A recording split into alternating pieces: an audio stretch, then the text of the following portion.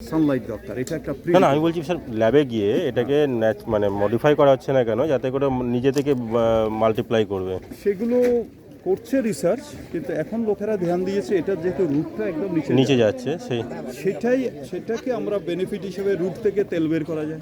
আচ্ছা, তেলও হয়? দিয়ে হ্যাঁ, সেই তেলের দাম হচ্ছে এতটুকু এরিয়াতে যদি একটা গ্রাস হয়, হ্যাঁ এইটুকু এরিয়ার মধ্যে, মানে এইটুকু এরিয়ার মধ্যে এই গাছটা যখন 1 বছর ধরে যখন গ্রো হবে, এটার থেকে 1/2 লিটার তেল পাওয়া যায় ওর মূলটা থেকে।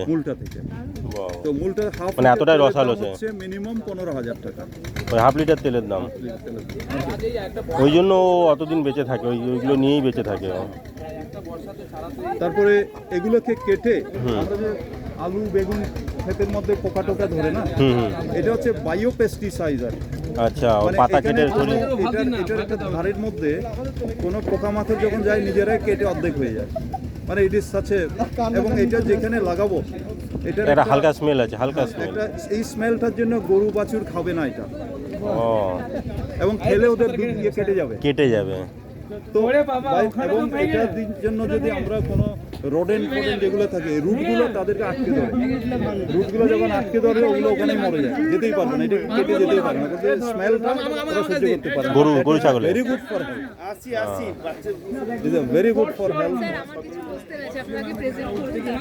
হ্যাঁ, কি কোশ্চেন?